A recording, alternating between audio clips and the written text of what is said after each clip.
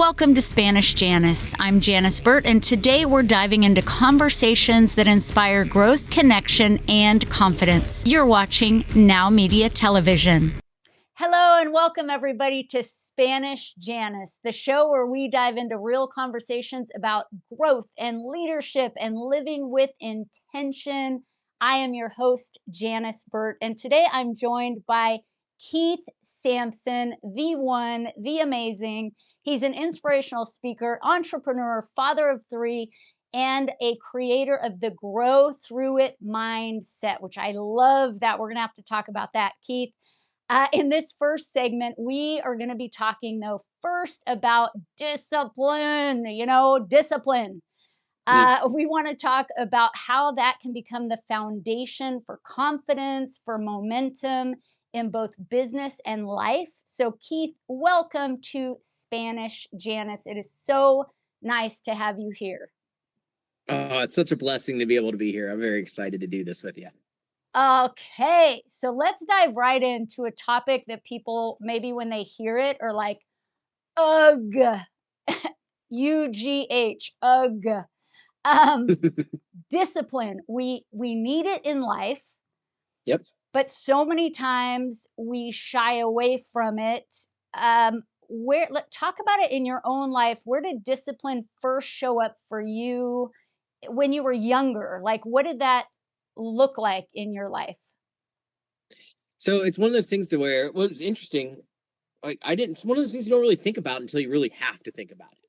So as I was trying to come up with where did I really start applying or learning like discipline? And the easiest, lowest hanging fruit one was I played sports in junior high and high school. So I would say that was the first that I can think of like of structured discipline. But the reality is I have ADD, ADHD, whatever you want to call it. And so I learned at a very young age to utilize discipline as a coping mechanism to where my ADD was not holding me back. And instead of, over the next 40 years, instead of it being a weakness, the discipline allowed me to harness it as a superpower. And so I just had to naturally learn how to be disciplined in certain areas of my life so that way I didn't feel like life was chaotic or I couldn't focus or get things done. Ooh. So yeah, at a very young age. So what did that look like in your life, having discipline in certain areas? How did you structure that? What did that look like? Let's just take in the sports arena. What did discipline look like for you there? Well, I would say both sports and then even in general life, what was interesting was it was other people that created that discipline first. So as a sports team, you know what time to show up. It's not like I'm coming up with the time to show up. No, practice starts at this time. The coach is putting together the drills, the conditioning, like all the things we did, like it was all being programmed by somebody else. And then even outside of sports, in life, my parents fortunately created structure in our lives. So when we'd get home, we had time, let's say from school, right? You could hang out, play, but then there was a time to like get your homework done. And once that time started, you didn't get to go do anything else, watch TV, play video games, do whatever until the homework was done. Whereas if I had to create my own discipline and structure back then, probably been one of those kids that wouldn't have gotten homework done very often because I would have gotten into the play and into the fun. I would have never had the discipline to put that in place. So for me, the discipline was created by others. I learned the value of having that discipline in my life to be able to self-manage my own life by seeing the results that discipline then created in those arenas. So we're taught this, hopefully, at a younger age, right? By our parents, our teachers, people that are kind of in charge of us. But then, so take us now, we're adults. You're an adult now. Mm-hmm. How does that transfer, right? Because so many of us want to be consistent, and yet many times we're not, or we lack that discipline of consistency with the things that are good for us physically, mentally, spiritually. How, when it's up to us and we're adults, how do we maintain consistency in our lives? How have you done that?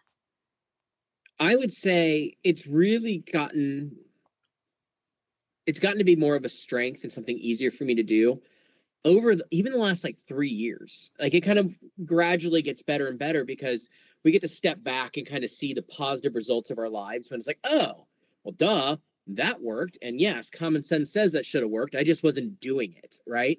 And ironically enough, and this is a topic that I'm really diving into recently around the whole idea around emotional intelligence. And this one book, Emotional Intelligence 2.0, I think it was published back in 2014. So it's got some age to it. But there's three primary areas around social intelligence, and it's self-awareness, self-management, and social awareness. So when you think of discipline, that's a big part of like self-management. And like as I've become, because like, IQ is fixed, EQ is not. Same thing. I can go to the gym, work out, have that discipline, and I'm going to get stronger, better endurance. We can do the same thing with our EQ. So I think as I've been raising my EQ through consuming the right content, working on my body of work, thought leadership, being an entrepreneur, being a dad, all of those things, my self-management also started raising.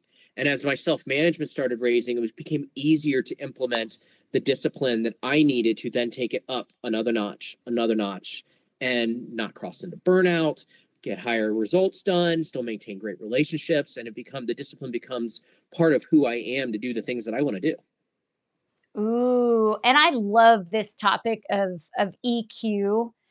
I think it's underrated. I feel Oh, like a lot of time, don't you? I mean, talk a little bit about that. Like, how much more do we need EQ, even more than the IQ part of it? Talk a little bit about that. yeah. And again, this is a topic that has me like completely like enthralled right now to where we'll talk about the growth through it mindset piece of it, but this is like, it's interwoven, but I think I'm starting to have a little bit more focus on this because it is such an interesting topic. And to your point, and it's discussed in that same book that I just referenced, Emotional Intelligence 2.0, um, like we can continue to develop our EQ. We can get stronger in the EQ. And EQ is more important than IQ. And I cannot remember the exact statistics, but it's along the lines of when you look at like the high performers professionally, personally, they have a higher EQ in comparison to others than IQ in comparison to others. So you look at like, here's 1,000 top performers, and they might not be the IQ smartest in the room. However, their EQ is a lot higher. So I think it's like 70% or higher numbers than that, where EQ is more important than IQ when it comes to being a top performer in your field and in life. Versus you look at the bottom of the rung, and only 20% of the bottom of the rung have like low EQ. So whereas you can have bottom of the rung people with a high EQ but very low EQ, and they're not getting stuff done in life because you need that self-awareness and self-management to actually put into action some of the things you might be gifted with from an intelligence perspective. Now, here is an IQ question that I do not know the answer Oh to. boy. Why is it called EQ instead of EI? So because IQ is what intelligence quotient, I think, quotient, or whatever it is. So it's emotional quotient. It's the exact same measurement, but instead of using the word intelligent, it's the word emotional. Thank you for that, because I actually didn't know what IQ meant. And then, so that makes sense. I was like, why isn't it not EI, emotional intelligence? Come on, people, make it easy for people like me. Um, Hey, I had to so Google it. I wondered the exact same question. I just had to Google it and look it up as I'm like reading this book. I'm like, okay, these two things, why is it that way? I'm so glad you did that, because now you're educating me. I love this. So, when did you start becoming enthralled and fascinated with emotional intelligence and this EQ component? Well, I think through different components in my life, and I can agree to what I'm going to say next to an extent, right? Um, as especially a top performer, as somebody with a lot of drive in life, and somebody, yeah, with ADD, and there's other aspects that go along with that. I have been oftentimes labeled or said that I don't have like I don't do well with emotional connection, right? Where I just don't know whether it was past relationships, I now have some different thoughts on that. I don't think it was all just on my end, but as I've been studying this more and more and like really like getting to know myself better, but hearing that and being somebody who goes, okay, if I have a weakness in emotional connection with others, with as much as I love people, love inspiring others, love working and interacting with people, how can I become stronger in an area that I'm weak? And that's really what started me down this path. And what I realized, and I'm going to do a shout out to one of my friends, Rachel Sheeran. We were having a conversation, and somebody that she had talked to or whatever used this analogy of in relationships when it comes to like EQ, you got to think of it as a house. And I love this. I shared this with my mentor, and he was like, he'd been doing counseling for like 30 some years. And he was like, this is great. I'm going to use it. So I'm going to share it. So think of like EQ as a house. And let's say two people that are in a relationship, friendship, even like co-working or whatever, let's say you enter that house and you're both on that first floor. Well, guess what, Janice, if we're on the first floor of this house and we're working together and we're having conversation, it's pretty easy to talk and dialogue. But let's say I work on myself. I continue to chase to be the better version of me. I'm challenging my inputs. I'm growing. And especially as you grow, and again, when you understand the three components of EQ are self-awareness, self-management, and social awareness. So if I do the work to improve on those three and you stay where you're at, I'm going to move up to that second floor of the house. I might even eventually move up to that third floor of the house. And some people, when they come into that, they might not do the work. So just like muscles, EQ can go down as well as go up. So if people literally are doing the opposite, somebody might end up in the basement. Now, how difficult is that for us to connect and have a conversation and work together and coexist if we're in different levels of the house and we're trying to communicate with each other, right? It's not nearly like when you're in that first level and you're communicating. As you get separation on the EQ side of things, now all of a sudden you have separation and connection. And I never thought of it in that way until Rachel said, oh, it's like in a house. And it just, for some reason, I pictured it in my head and have just kind of gone off the ropes with that idea and like kind of formulated what I just went through and the whole communication and the explanation on that. And so now it's sitting there going, it's like, it makes so much sense when you lay it out like that. It makes so much sense. And to have a visual of that, because we obviously know in relationships, people grow apart. Some people outgrow, the vibration is different, whatever you want to call it. But to have that visual of a house is absolutely brilliant. Everybody stay with us. We are going to come back and talk about the grow through it mindset. We'll be right back with more insight, inspiration, and real conversations. This is Spanish Janice on Now Media Television. And we're back. I'm Janice Burt, and you're watching Spanish Janice. Let's keep growing together. Hello, everybody. Welcome back to Spanish Janice. You want more of what you're watching? Then stay connected to Spanish Janice and every Now Media TV favorite, live or on demand, anytime you like. Download the free Now Media TV app on Roku or iOS and unlock nonstop bilingual programming in English and Spanish. That is so cool. If you're on the move, you can get podcasts right from our website. And we have everything from business to news to fashion, culture.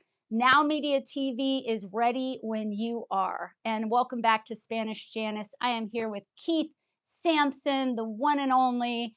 And we're going to talk about this grow through it mindset. I love many words in that in that title. So Keith, tell us a little bit about this grow through it mindset.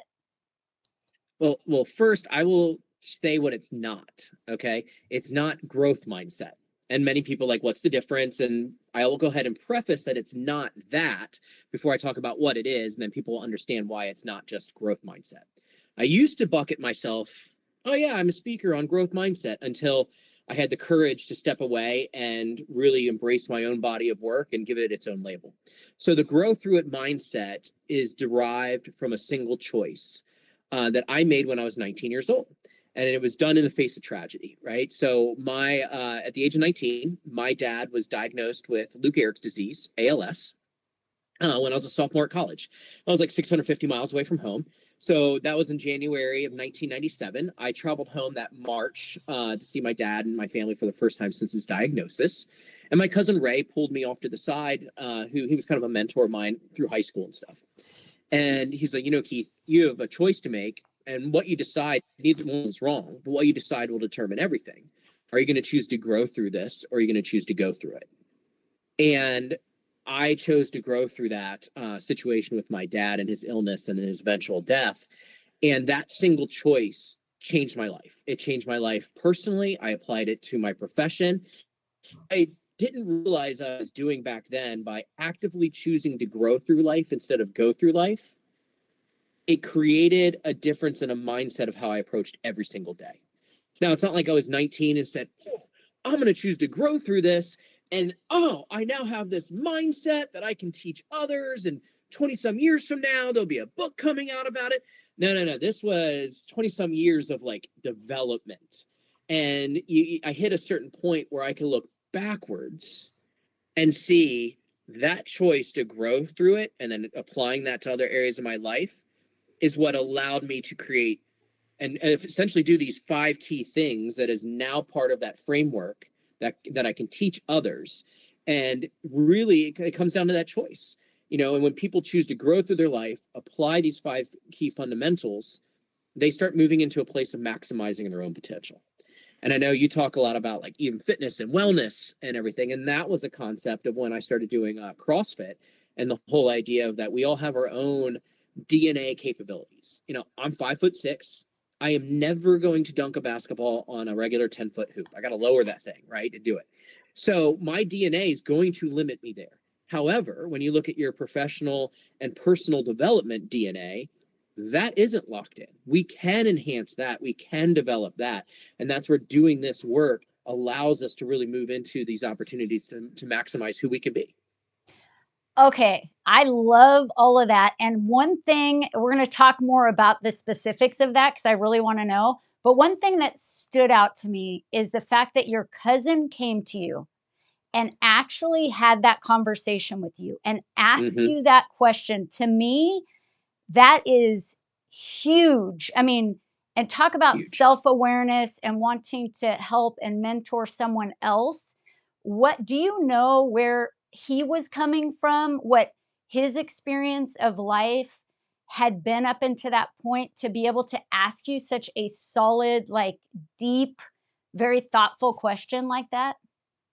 I don't. And shame on me for not having thought of that and like hunting him down and being like, all right, Ray, why did you ask me that question? So now I'm gonna have to go do that. So I don't know what led to that, except that he was a cousin, but he was an older cousin. I kind of joke around about that, and he was more of a mentor, and he led. He was a leader in his church, and I think he had a certain mentality towards life that opened him up to try to challenge individuals in very soft ways to how they're going to experience things. I don't know why he asked that specific question. It didn't get asked by my other 2 brothers. They didn't have the relationship with him that I had. But it was a life-changing question. And I talk about that a little bit in the book and in my talk, that we have these moments in life, these watershed moments, where we only get a handful of them, but our life will either end up in one direction or another based on that moment. And they usually involve a crazy moment in life, a person, and a choice. There's 3 components that critically create that watershed moment. And for me, yeah, it was the illness of my dad was the event. He was the person, and then the choice was either growing through it or going through it. And it's just such an encouragement to also be that voice for other people, For for sure. for those people that are have that mindset of being able to go, okay, life is happening either to me or for me. Am I going to grow through it or go through it? But just to have that mindset and then to be able to impart that to somebody else in the form of a question, oh my gosh, that just stood out to me as being remarkable. And also good on you for taking that question and going like, okay, I do want to grow through this. So tell us, what's part of that framework of the grow through it mindset? So there's like I said, 5 key characteristics, and all 5 were developed during or after that journey with my dad. Okay. And so the first 2 were pretty quick into it. The first one is being a continuous learner. So somebody's in that grow through it mindset framework. They want to grow through life. They enter this place of being a continuous learner. So when my dad got diagnosed with this disease, I knew I had limited time. And I was like, okay, what am I going to learn from him? How is this going to be used to help make me a better person? How can I use this to help others in the future, to your point, to be somebody that I can identify? There's going to be other people that lose their parents, specifically their father. How can I use this to make their lives better? And one of the things that happened when I entered that space while my dad was ill, like true growth learning like that and anger can't coexist. So, we weren't happy my dad was sick, but there was no anger with it. There was no blame, there's no bitterness, because I'm learning through that process as well. The second characteristic is rooted in gratitude. And I became grateful for every moment I had with my dad, every phone call, anything and everything that I could capture with him. It's just became immensely grateful. And I'll never forget the last physical walk that we took together. And, I look back at that with this just immense gratitude for the opportunity that we had to do it. And I can pinpoint the very last time we took steps together. Like that's huge. Other people might think that's incredibly sad. I look at that as this treasured moment that I get to hold on to for the rest of my life. The third one is ridiculous resiliency. And it used to be just resiliency, and then I kind of added the ridiculous to the front of it, because what I realized was I didn't want my definition of resiliency to be categorized or used with somebody else's.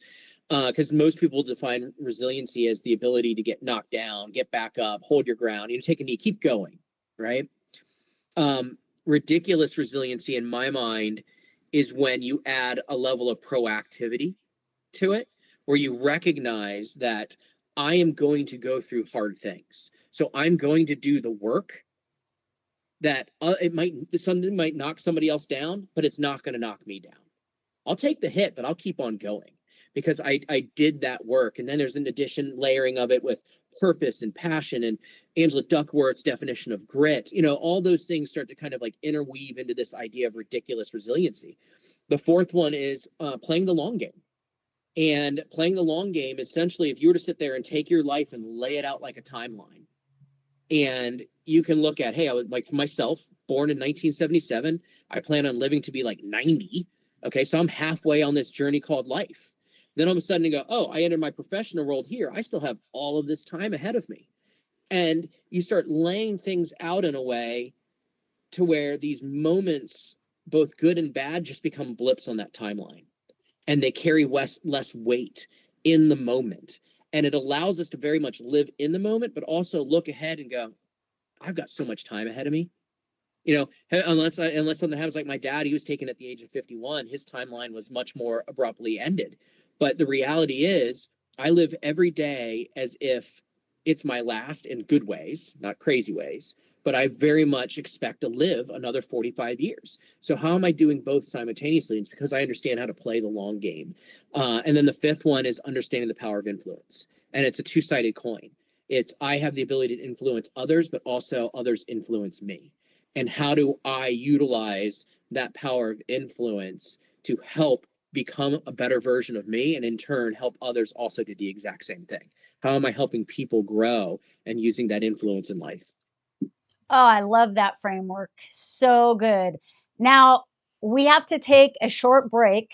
And when we come back, everybody stay tuned because we are going to ask Keith all about that tattoo on his forearm. Stay with us, everybody. We'll be right back with more insight, inspiration, and real conversations. This is Spanish Janice on Now Media Television. And we're back. I'm Janice Burt, and you're watching Spanish Janice. Let's keep growing together. Welcome back, mis amigos, to Spanish Janice. We are continuing our awesome conversation with Keith Sampson. And he is going to tell us all about that amazing tattoo that I keep spying on his forearm. Keith, tell us all about that. What does it say and what does it mean? So it says, change the world in a typewriter font. So for years, I had a bracelet in the same font that I wear from Mud Love as Change the World. And that is my why. And, the whole Simon Sinek, start with why and understand, like, why do I do what I do? Basically yielded this. However, most people, I would say that, hey, I'm going to change the world. They're still trying to play through business. And so if I can tell a quick story, when I was working at Wildman Uniform and Linen, I was the sales managers back in like 2003, 2004-ish. And it was a company that did a lot of great things with the money that it made as a business. And the owners, Brent and Karen Wildman, they weren't ones to like pat themselves on the back or anything about what they did with the profits from the business. But as we doubled the size of the company and had this like celebratory meeting with the leadership, we sat in the room and Karen got up and basically said, hey, as leaders, it's important for you guys to know the lives that are being impacted around the world because of the money you're helping the company make. And she started going through stories, right? And so again, this is early 2000s. I would like to say that things are definitely different in Romania, but in Romania at the time, they were sponsoring and helping fund an orphanage. And through that orphanage, they heard of the tragedy that was happening in some of the area hospitals. So back in the early 2000s, Romania was run by a different ruling party. But obviously, Romania, healthcare is different. Adoption, all of those things are way different. And so what was happening was pregnant moms could walk into a hospital, give birth to a baby, and just leave the baby and walk out and abandon the baby. And so through this orphanage, they found out that these hospitals, especially one in that region, didn't have the funds to take care of these abandoned babies. So what the hospital was doing was on Friday, they were taking these abandoned babies, wheeling them into an abandoned wing of the hospital and closing the doors. Monday morning, they would open up the doors and the babies that were still alive, they would wheel back in and take care of. And the ones that had passed, they would dispose of. And this would happen week after week after week. The kids would get old enough. It was like step and repeat. They'd eventually go to an orphanage, but new babies are being born. And this is just how they were managing these abandoned babies. And just like the expression on your face, when you hear that story, it's not like you can do nothing or it's just, it's horrific. Well, when Brent and Karen Wildman heard about this, the same thing. They're like, okay, we can't not do anything. So the company started funding nurses and supplies and everything needed and food to take care of these abandoned babies in that abandoned wing of the hospital over the weekends. And as she's telling me this story, or telling the room this story, I remember sitting there in my chair and I remember looking down at the brown carpet and like this yellow car on the wall. And I'm like, oh my goodness, I'm not selling uniforms and mats and linens. I'm saving lives. And that was the first time I ever truly felt like I always felt good about working there because I knew that good things were happening, but specifically that I was not going to work for just a paycheck. And that moment there, I felt that I've tied in purpose to all my businesses because of it. It's something I teach. I try to help other businesses do the same thing because I truly believe, and that goes back to my why, to change the world through business, that business is the greatest untapped vertical for personal purpose and fulfillment. We spend more time working than we do anything else. And if we can go to work every single day when our feet hit the ground and we're going for a purpose and not just a paycheck, that is truly life-changing. That trickles into somebody's personal life. It trickles into the quality of work they do. It can improve companies. It can improve culture. It is truly an opportunity to change the world through business. And ever since that moment, that became my unknown and eventually very much developed calling and purpose in life, and eventually tattooed it on my arm. Woo! Oh my goodness. That is so amazing. And this concept of purpose and finding your why, I know is so key, like fundamentally just key in life. And I also know that there are a lot of people, and myself included, earlier on in my life where I was like, what is my purpose? Like, please, God, what's my purpose? I just want to know. Mm-hmm. For people that are in that place of wanting to discover their why, how do they do that? What are some steps that they can do to really find out what their purpose is? Well, I think part of it is finding that reason to get off the couch, right? And everybody, I think sometimes people put too much pressure on themselves to find, their purpose instead of letting some of it happen organically. My purpose to change the world through business didn't automatically set out when I walked out of that room from that meeting. What was the immediate takeaway was my work had purpose. I was going to work for more than just a paycheck.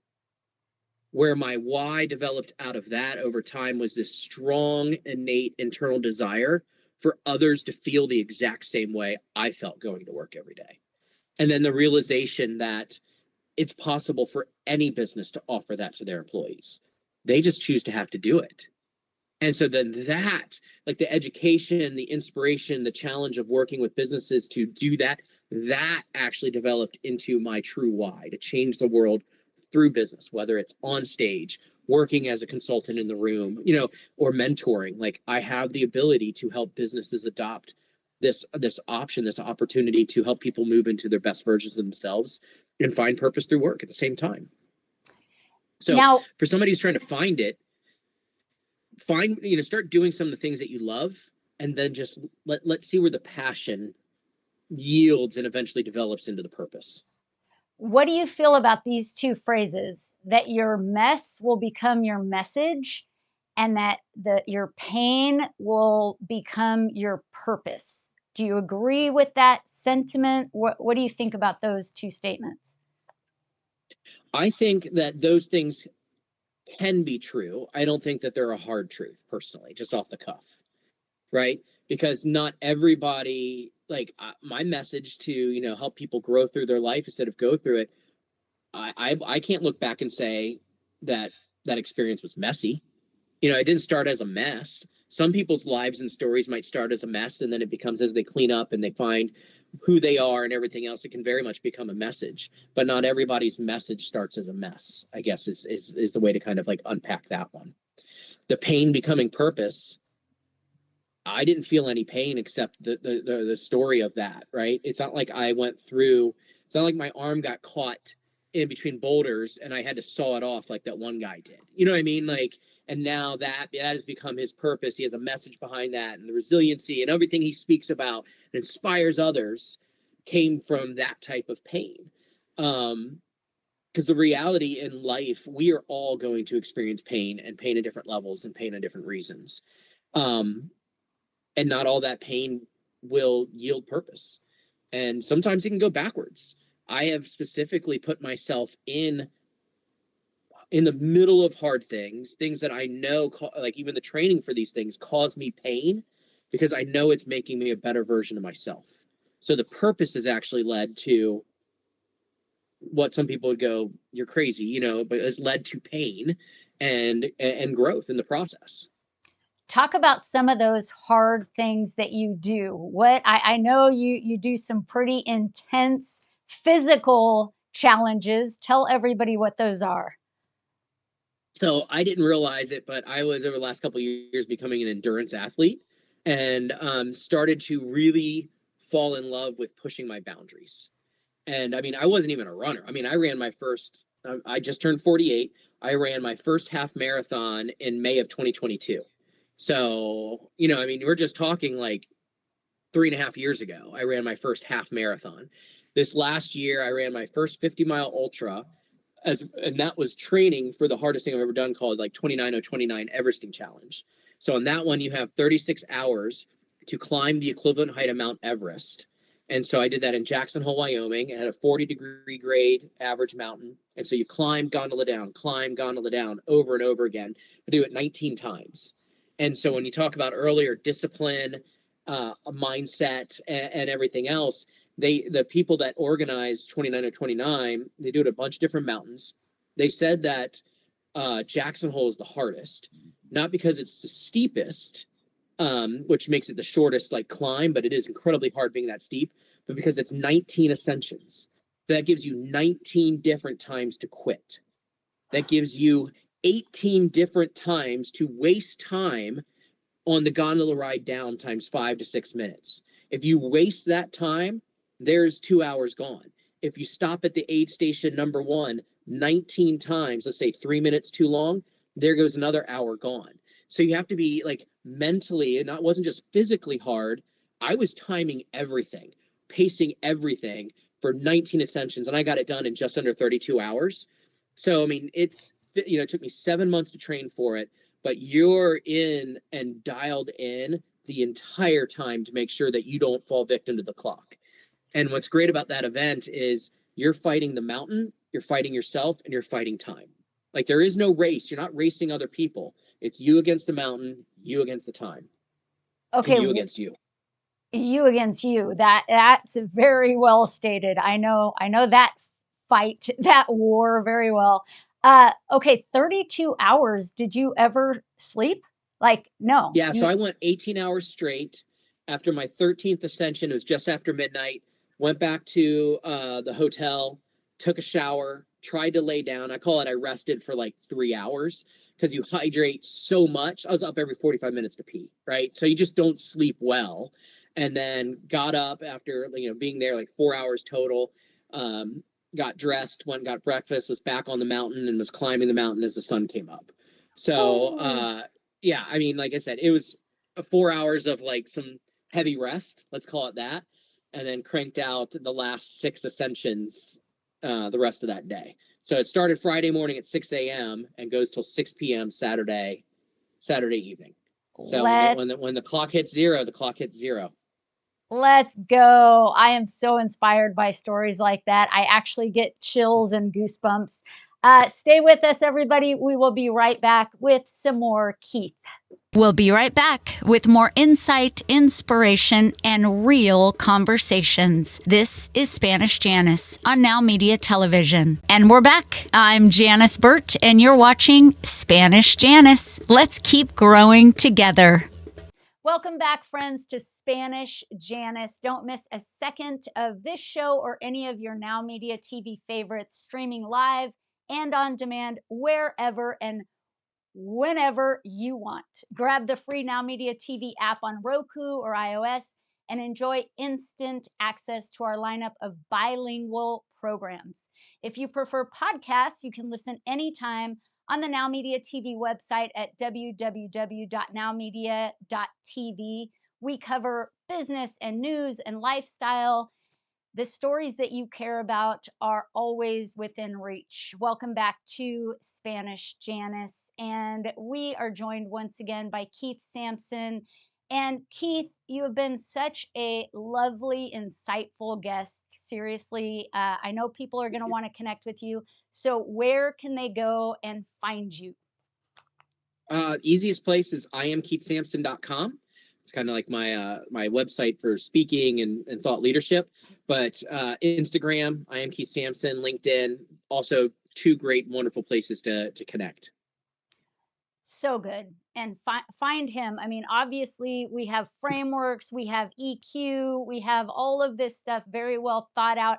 Not only very well thought out, but very well applied, which I would say is one of the most challenging things to do in life. A lot of things are simple, but not necessarily easy when we go to apply them. So Keith definitely applies all of that.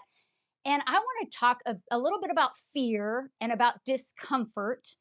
Okay. I have a podcast called One Fear Per Year because in my own life, I realized that fear had been paralyzing me and I wanted to face it head on. So every year, I've made a vow to do something that pulls me completely out of my comfort zone and brings up all that discomfort and feelings of fear of rejection, failure, judgment, all of that good stuff. I know you are a huge proponent of walking through fear and of actually seeking discomfort so that you can grow. So tell us a little bit about how that journey started and how that journey is going currently. Okay. So long story short, in 2020, I started picking a word for the year and they stack on top of each other. So fast forward, it was the end of 2023. And I was at a speaking boot camp and masterclass and had the absolute pleasure to meet Sterling Hawkins, who I'd heard on a podcast. He's the author of Hunting Discomfort, and I'd wanted to consume his book. And at that point, I think I was 24 books for the year that year. And he goes, dude, you read mine. I'm like, I will. It's on my list. And I was like, you know what? I'll get it done before the end of the year. And so I did. And it absolutely rocked me, and I made discomfort my word for the year in 2024. And he has a great line from that book. On the other side of discomfort is not only growth, but life's greatest experiences. And it is so incredibly true. So 2024, I pushed myself to the limits, and in some ways beyond, chasing and hunting that discomfort and the growth that comes through it and the memories and the experiences. I ran my first marathon. I started the Warsaw Growth Summit. I really started like pushing myself into other areas through that.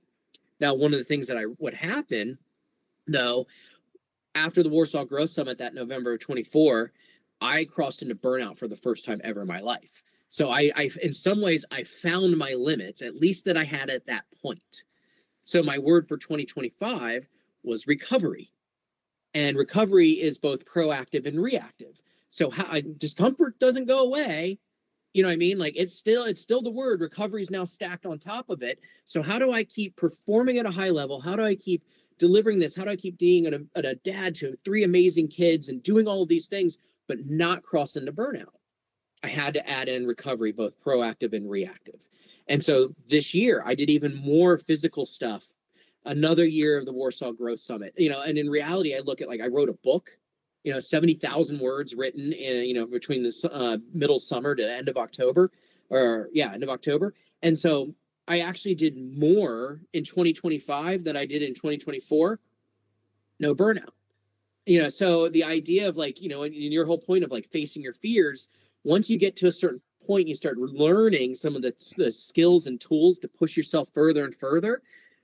It's not scary, and you can make incredible memories and have incredible experiences, and you don't kill yourself in the process. That is so key and so important is to uh, maybe, I mean, to me, it's to find that balance. And like, I have that tattoo, just like you have a tattoo Mm. that says balance.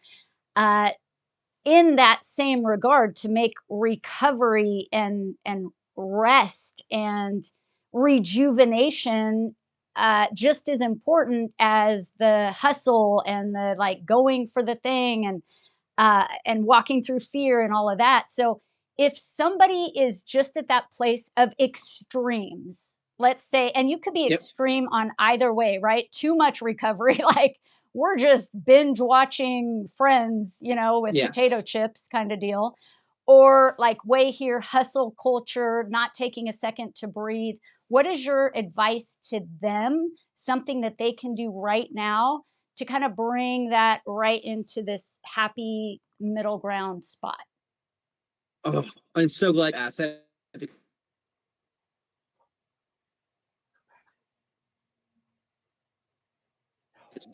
Something, value your mornings more than your evenings. When we wake up in the morning, our minds are more sharp, we are more creative, we are more clear headed, we don't have distractions. And if you build in a discipline, your time to do certain things first thing in the morning, that will trickle to all other aspects of your life. And I started doing that last October. And because I think I was feeling that I was going into the burnout, and had some stuff happen that was like, okay, how did I end up here? And so now my morning, my healthy drink, I sit down in my chair, I read 1 to 5 chapters of the Bible, I physically get on my knees and pray, and then I do a max rep of push-ups. Sometimes I'll do that in a terminal in an airport. If I have to get up early, drive to an airport, and then I check in, I'm sitting there. But I haven't missed a single day of that routine since October 28th of last year. And that 5, 10, 15, sometimes it's 30 minutes. Absolute game changer. And anybody can do that. Anybody can make the choice to value their mornings more than their evenings and start putting together a fundamental disciplined time for yourself in the mornings. Game changer. I really love that. That's an encouragement for me, just so you know. I can tend to be a little on the lackadaisical side in the mornings if I don't have anything scheduled going on. And there is It's something. easy. Yeah. It's just a mindset, and it's having that like, this is what I'm going to do. I'm going to sit here. I've heard too, a lot of times what's helpful for things like that is to have a certain space, a certain area that is like Mhm. your little area to meditate, to pray, to do your push-ups, things like that. Do Yep. you have a space like that in your house that you go to? Yeah, I mean, in my bedroom, I've got my chair with my little table and a lamp that has my Bible. Like, so that's where I do the reading, the prayer, hit the floor, and do the push-ups. However, I travel a lot, so I have to be able to do it in hotels. When I was hiking through the Andes Mountains to Machu Picchu, I packed an iPad and did it with my iPad on the sides of the mountain. And like, but again, when it becomes your discipline, it's I wake up no matter where I'm at, and this is what I do before I quote start my day, and that's kind of really around that idea, and then you can expand it. Like one of the things I'm doing, I'm closing in on. I've just under 400 push-ups left to hit 50,000 for the year, so I'll have that done by December 31st. So I'm going to keep going with that next year, but I want to add pull-ups to it. Guess what? I probably can't do pull-ups every day because it's kind of hard to find in an airport or whatever. But but on a bigger picture, it's still working in those disciplines. Or am I going to I've got a rower at home. Is that going to become part of my morning discipline where I'm going to row 5,000 meters? Take me less than 25 minutes. So like once you start with that discipline and it becomes part of you, and you can add to it a little bit, and it goes into all areas of your life. It's so good. And everybody's so individual. So people who are watching or listening to this just know that you can customize that. I know I Mm-hmm. will do that. Like this has really inspired me to just make my mornings count, and not in a crazy aggressive sort of overwhelming way, but like you said, 5, 10 minutes, 15 minutes of stretches, meditation, prayer, reading something that's just life fulfilling is so huge. Keith, before I let you go, ah, we totally let him go. We were so close to finishing too. If he pops back in, you can just take it from that last. Yeah. So, Dang. dang, indeed. It's not even bad weather out today. What's going on here? It could be them, him too.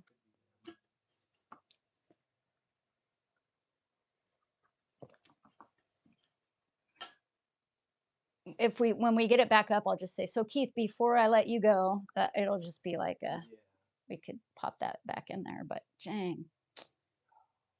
We were so damn close. I was literally just gonna ask one last question. Are you there? Oh, there you are. Hold on. Yeah, I can watch you start breaking up, and I'm like, no, no, no. I couldn't hear what you were saying We about we did the same you were talking thing. about how you were being inspired and stuff. Yeah. This video call is being recorded. Okay. Yeah, we're still recording, so if you want to take it from. I have a message here on the thing. Oh. So that join. There, you just got much more clearer. Oh, really? Yeah, something's up with Yeah. the internet connection. Yeah, that's why like for this room, I'm hardwired to fiber. So it's probably not you. It's probably not you then. It's probably us over here, but Up in the mountains. let's see if it comes back. Now Is it he's gone again? yeah. Ah, dang.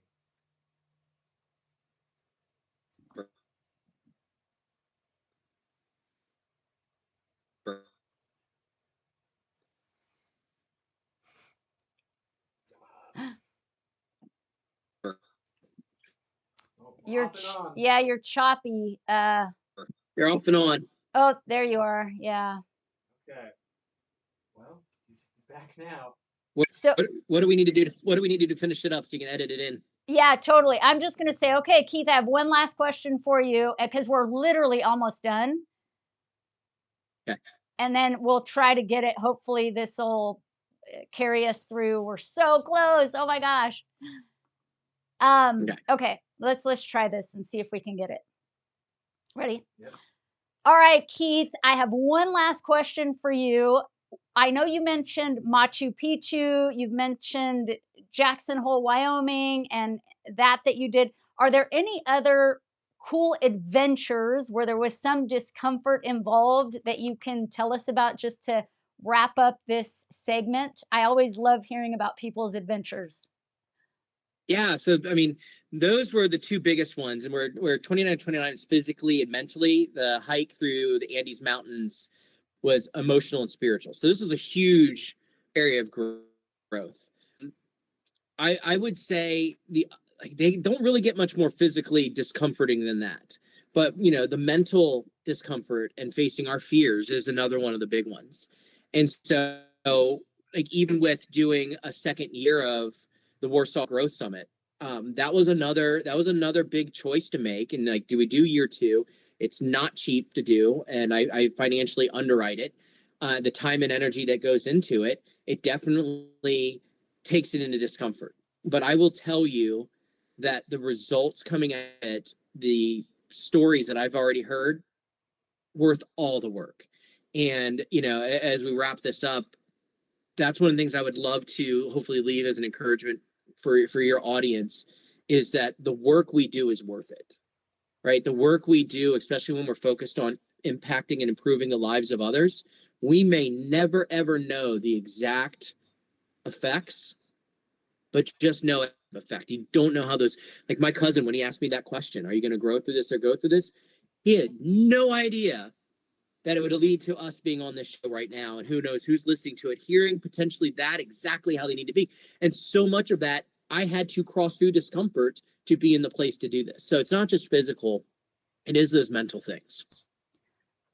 Thank you, Keith, for just showing up in life in that way as a grow through it person, as a positive person, as someone who's willing to put in the work, but also have that self-awareness to know when you're burning out and when something needs to change, to put that recovery in there.